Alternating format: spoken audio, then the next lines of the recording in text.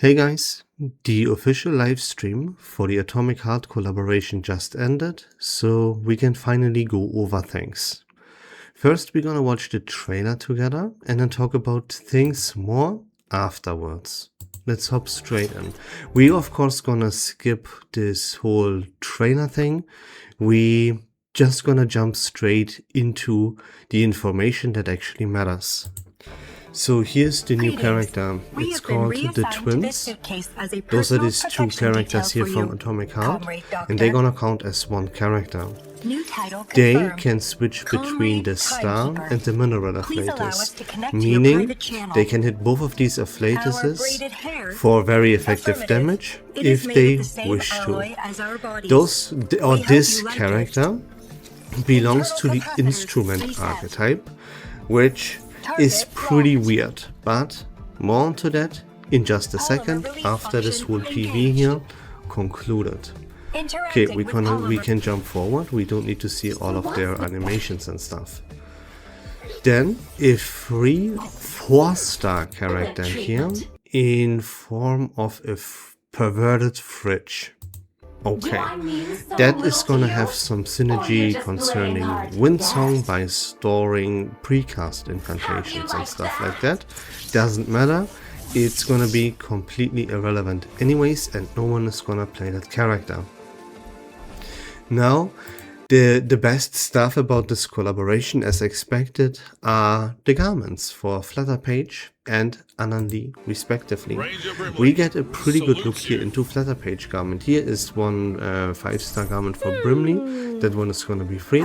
Here is gorgeous Anandi. For example, They don't show for some reason. I think they don't show her animations, what her ultimate looks like with this garment or anything, so I don't know what that's about. But here's Flutterpage. Check Flutty out, dude. She's amazing. That is a very, very, very good garment I want to indeed. give commands to robots too. Then I can forbid them from saying, don't do this and don't do that. Is this what you really think? Here, animation, that is gonna be her ultimate. The world that you see in the background is something from Atomic Heart, is what they told us in the trailer. Oh, that was actually very, very short, but that doesn't matter. The garment is pretty gorgeous. We have an advanced garment for the twins here already. Look at them. They look way, way, way better with this garment than they usually would look like. Okay, let's skip forward. Yeah, they show some new animations here. We get a garment here for Sentinel that is bound to Diversion's Battle Pass. Check this out. They gave Sentinel a sword for some reason. I don't know. Like guys, if you ask me personally, I think all of the garments that Sentinel has, they are completely out of touch with the character. Why do they give her a sword, bro? It's like giving Windsong a gun, remember? Like, please? Like, Sentinel literally is a sniper. She is all about her gun. Now they give her a sword. To be fair, the animations are pretty cool, but you're finally here. What is this, bro? Then here, Windsong, also not the biggest fan of that garment either. I think it looks pretty stupid, but you know, that might just be me. Yeah, limited garments will resell. We get a Roaring Month here for free. You can see this is a free gift. And this one, this free Roaring Blessing, will stack together with the Roaring Month that you purchase for $5. So you can have both of them active, and you get one pull per day with both of these active. That is pretty dope. I love always when that happens. Here, this is also something special bound to the banner that the twins will have. I will talk about that very, very soon in more detail. Yeah, we get a free 10 summon on the banner for the twins. We get 10 Unilogs. Very, very soon you can log in right now, check your mail, and there you will have 10 pulls. As a little gift here, they do like a little, I don't know, cartoon, animated kind of stuff. Also, this is very, very, to me, at least personally, out of touch with Reverse1999. This makes Reverse1999 look as a kids game, as the story and the characters and everything concerning that game is made for little kids. But it is in fact the exact opposite. Reverse 1999 is far from being a kids game. So making a cartoon for this franchise, I don't know. I absolutely hate it, and I feel like, why? What is this about? It's not representing the IP. That's just me though. Here, yeah, we will get a lot of freebies and coupons to purchase the garment. We will get a discount on Annalise garment for reducing the price by 200 crystal drops. Plus, we get a coupon that cuts the price for the garment in half. You can use both of these coupons on Annalise garment, so that will become in for quite cheap. Yeah, Miracle Mart, a little bit of a teaser for the 3rd anniversary, which we already know everything about. And that's gonna be it. Yeah, more gameplay. They have a very, very nice styles for the suitcase. We gain main bulletin. Focused flashback is gonna come back. We get both the Euphoria updates for Windsong and Lopera, as we already know. We have no further information about these two. I will talk about them in just a second though. Yeah, new theme for the wilderness, as it always is. And that's gonna be about it. Now let me talk about things in more detail. First, let's talk about the shenanigans that are going on the banner for the new character, the twins. You can see here that at 100 summons, and then every 60 consecutive summons, you will be able to choose one of the two. Either you choose a portrait for the twins, which you will never go for. I will elaborate on this later. You always gonna choose the suitcase impression here. And what that means is you obtain an item that is called suitcase impression. Once you open that item, you will be presented by an afflatus by random. Let's say you choose this item, you open this item up, and then you will be hit by an afflatus. Which one is random? Let's just make stuff up and say they hit you with the beast afflatus. Then in that case, you would be presented with all of the characters here that you don't own, that are from the beast afflatus and part of the standard pool. You can now freely choose one of the unowned characters from the beast afflatus that you want. Let's say, hey, I opened the suitcase, they show me the beast afflatus. I don't have Brumi, I can pick up Brumi. I don't have Marsha, I can pick up Marsha. I don't have Eigor, I can pick up Eigor. Because all of these characters, as you can see here, are part of the standard pool and from the beast afflatus. I don't know how it would work if you, let's say, you choose this item, this suitcase here, the suitcase impression, and they would present you with, let's say, the star afflatus. You own every single character from the star afflatus though. I'm not exactly sure what will happen if that would actually be the case, but you get the point.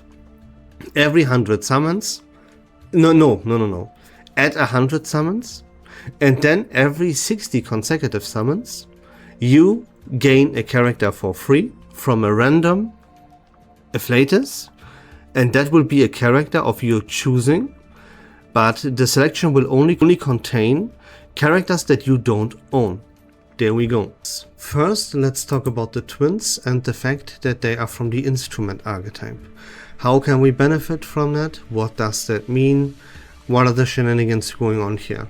Doesn't that mean that the twins are a must pull because we want to have them to complete the instrument archetype, right? Let's dive into that a little bit more. Of course, they are from the instrument archetype. That means that we can now free up Rihanna from the instrument archetype, put the twins into this team, make it complete generally speaking, by having all 4 characters with Regulus, the twins, Coppelia, and Ever Echo, all being from the instrument archetype, all synergizing well together and making the team complete. That would free up Rihanna from this instrument archetype team, which is exactly what we want, because Rihanna is a very overpowered limited character released in the 3rd anniversary. Her best in slot is the Blood Tide team. That's where we want to play her. That's where we make the most amount of use out of her. And that would only be really possible if we first of all pull for the twins and we want to play both instrument and Blood Tide at the same time. Otherwise, without the twins, we would have to make a decision. Do we play Rihanna in Blood Tide or an instrument? If we would play her an instrument, then we would need to put Sentinel into the Blood Tide team to make that. That is also a way, by the way, where you could make it work to play both teams. The most beneficial and the best in slot scenario though is to play Rihanna in Blood Tide by freeing her up from the instrument archetype by pulling for the twins. So are the twins a must pull? No, right? I just walked you through the scenario. You don't need to pull for the twins. You can put Rihanna or leave Rihanna in that instrument archetype and play Sentinel and Blood Tide. There you go, boom, right?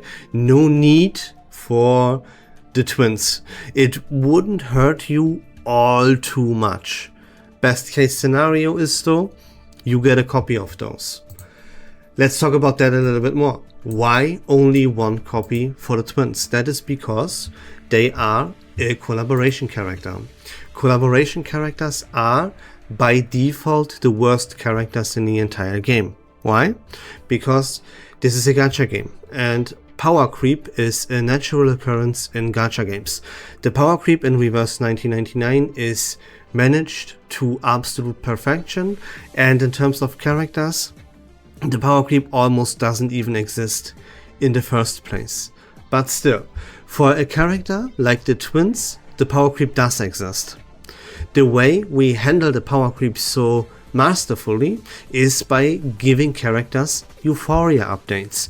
That means even if a character would be power crept, it doesn't really matter, because the character will come back very, very strong into either the metagame or get a very, very solid buff, buffing him up to viability again. For collaboration characters, that scenario is out of the picture and it doesn't exist. Those characters are hit by power creep and they will never ever become viable ever again, because they cannot receive Euphoria updates. Why that is exactly the case, I explained that multiple times. That fact makes them the worst characters in the entire game by a mile, yeah? Now there are of course multiple reasons why you would never pull for a character like Ezio, for example, right? Ezio was completely useless garbage by default by how his kit worked. Now that scenario is different for the twins. The twins are multiple universes better than Ezio could ever dream of being, because the twins, they will have at least some viability and be even part of the meta for multiple versions to come. You will play the twins in the 3rd anniversary in version 3.8 at the very least. These characters, by the way, are not completely unplayable on release for us on global, as you might come to the conclusion and think that because there is no synergy evolving around these characters. We don't have Regulus Euphoria update yet. We don't have Coppelia, we don't have Ever Echo, we don't have Rihanna, we don't have any of that. But the archetype is instrument for these twins, so how would you play them, right? Yeah, they are shit, right? As expected, they're absolute dog shit on release. You have to wait for the 3rd anniversary, you have to wait for Regulus and Coppelia at least, if not even for Ever Echo as well. But playable in the 3rd anniversary. You can play around with them on release because they are self-sufficient. They provide the energy that they need to work by themselves, so you can just play them as a DPS in any team that you possibly want. Another note that I want to add, I see a lot of misconception about this instrument archetype team. Regulus, guys, Regulus is the main DPS, and Regulus will stay the main DPS. I think you really hardcore underestimate how strong Regulus is. If Regulus would be replaced as the main DPS, which the twins will not do that, okay? If that would happen and Regulus would move to the sub DPS slot and we get a better main DPS for the instrument archetype, instrument would be by far the best archetype in the entire game. Just saying. So Regulus will be the main DPS, guys, and Coppelia is support for that team. Why do people think Coppelia would be a DPS sub? I don't understand that. Coppelia is the support for that team. It would only change if you play Rihanna in this team. Then, yeah, Coppelia would need to fill the sub DPS slot because Rihanna is the best, by far the best support in the game. She would take the support slot. That does not mean, though, that Coppelia is a sub DPS. That just means we wing it with Rihanna because we don't have another choice. There's no option to do it otherwise. That's the reason why. And I think this is where the misconception comes in. And the twins then would fill the sub DPS slot and Coppelia would move back to her initial role, which is support. Before we move on talking about the Euphoria updates, there is one more thing I want to mention about the twins. If they release a new character for the instrument archetype, this could or could not be happening already in version 3.9. Let's say in version 3.9 they release a new character from the instrument archetype. That would then mean that the best case scenario would be pulling for that character, and then we would already bench the twins and they would fall all out of the meta. They will never become viable again, and that's the situation about it.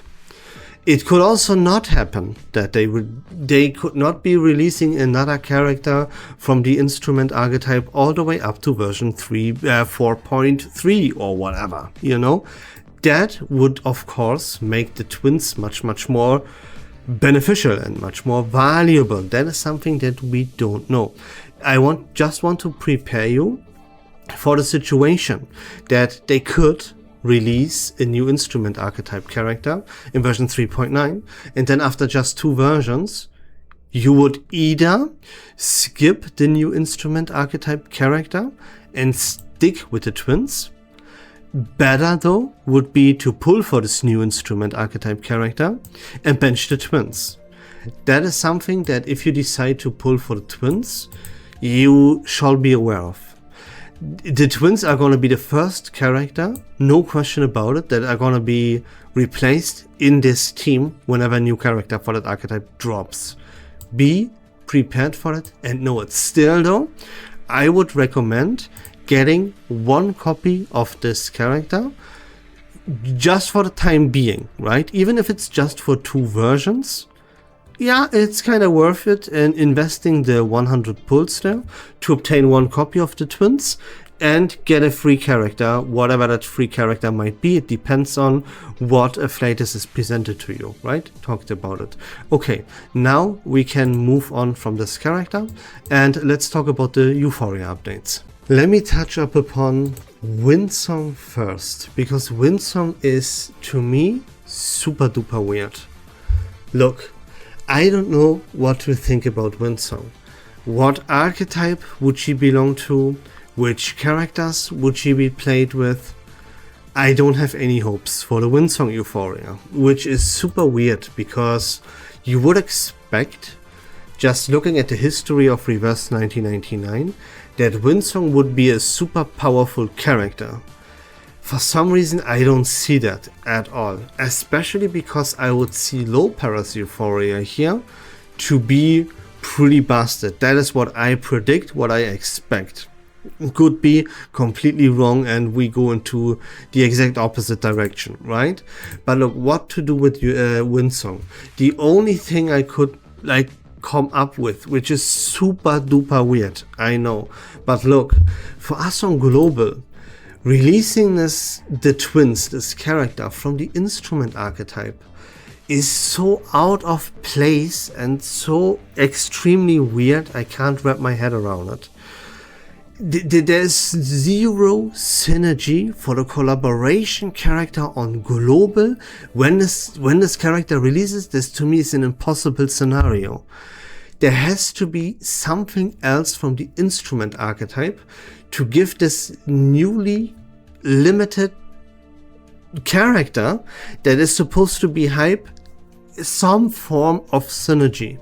And the only possible way this could happen is with this Windsong Euphoria. There is no other way around it to me.